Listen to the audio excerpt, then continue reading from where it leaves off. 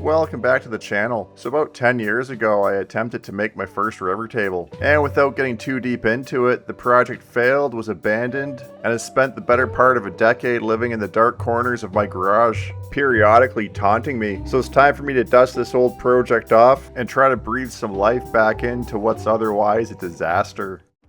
Alright, so the first thing we gotta do with this monstrosity here is cut off this mangled end. So I'm just going to take my T-square and mark a line, and then I'll just go ahead and cut this piece off with the circular saw. Now if you're wondering why this slab's in the state that it's in, I don't blame you. It pretty much just boils down to cheaping out and cutting corners pretty much anywhere that I could. And then when the proverbial the metaphorical fan, rather than fixing and finishing this project, life went on and it just got abandoned. Next up, we gotta deal with this MDF that's fused to the resin, as well as flatten the tabletop. So I'm going to put some shims under the high points of the tabletop, and then I'm going to go ahead and use some hot glue to secure them in place. This will stop the board from wanting to move up and down when we make our passes with the router. And then I'm going to take some scrap pieces of wood and just hot glue them around the perimeter of the tabletop. This will lock everything into place so the board won't want to drift around when we're making our passes with the router sled. And then we can go ahead and start flattening the bottom of this tabletop while simultaneously removing the MDF fused to the resin, fully removing our mistakes from the past. No one will ever know. And once we flatten the one side, we gotta flip her around and do it all over again on the top. So now that both the top and the bottom are nice and flat, we're gonna go ahead and give everything a sand and also address some of this tear out in the resin. So I'm going over everything with a 120 grit on my orbital sander. This is going to help remove some of the marks left from the router. This should also help remove some of the smaller areas of tear out on the resin, leaving me with less to fill and sand out later on.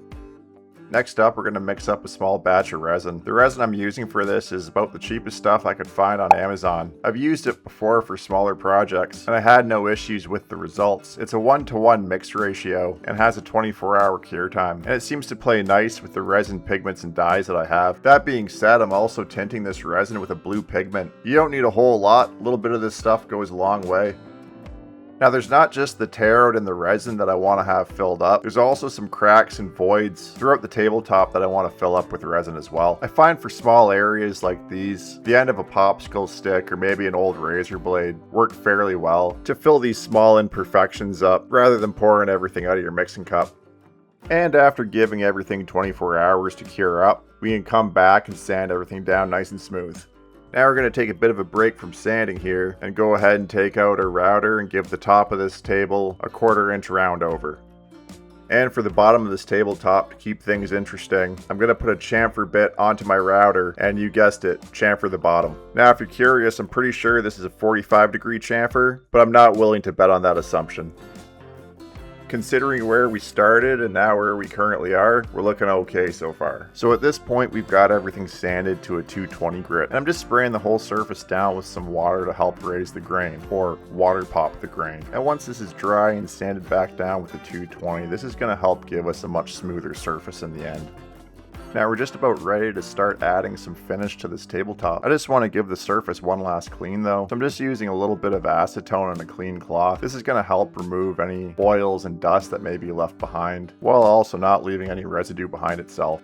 So for the finish, I chose to use Varathane's Fast Dry Oil in semi-gloss. Now the reason why I chose this as my finish is because it's what I had in my garage, and I've been looking for an excuse to get rid of it. To me, having an oil product that's designed to dry quickly defeats one of the reasons to use an oil-based product in the first place, and that's its self-leveling qualities. Especially when working in the summertime in an unair-conditioned garage, this stuff kicks off way too fast, so getting the minor air bubbles and brush strokes out almost becomes a lesson in insanity. But we're not going to let that defeat us, so let's keep going. I end up doing about 3 coats of the finish on the underside of the tabletop and 5 coats on the top of the tabletop. In between each coat, I sanded with 220 grit sandpaper. And once the final coat was applied, dried, and ready to sand, I sanded it up to a 600 grit. This helped eliminate any brush strokes and other imperfections that were left behind from this alleged professional product Varathane advertises this finish as.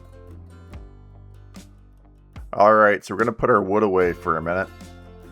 And we're going to break out some steel and start making some legs for this table. Now the steel that I'm using is just some scrap that I had laying around from some previous projects as well as some failed projects. The bulk of this is going to be 1 3/4 square tube steel. Now I want to keep the legs of this table pretty simple, squares more or less. So I'm just going to make some 45-degree cuts using an angle grinder. And once that's all cut down, we can go ahead and weld everything together.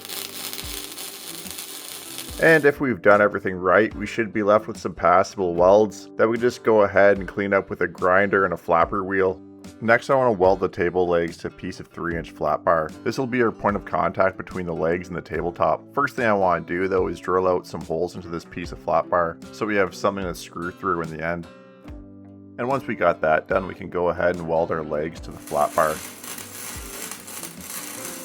And once we got everything welded up and the metal's cooled down a bit, I'm just going to clean everything up with some methyl hydrate before we paint everything. Painting these table legs is about as simple as it gets. The first thing I want to do here is just prime the raw steel with some automotive filler primer. This is both going to help with adhesion of the paint in the end, as well as any small scratches or imperfection that may be in the steel will get filled up by the primer. And once the primer coat's had a chance to dry, I'm just going to take a can of flat black spray paint and apply 2 or 3 light coats to the surface of the legs. And really you can use just about any sheen of spray paint you want. This is just what I had on hand. And lastly, since flat Rust-Oleum spray paint isn't really known for its durability or washability, I'm going to give everything a top coat of satin clear. We're just about there. I'm going to attach the legs to the tabletop using some threaded inserts. So I'm going to mark everything out using the center punch. And then it's as simple as drill out the holes, screw in the threaded inserts, and then we can attach the legs to the tabletop.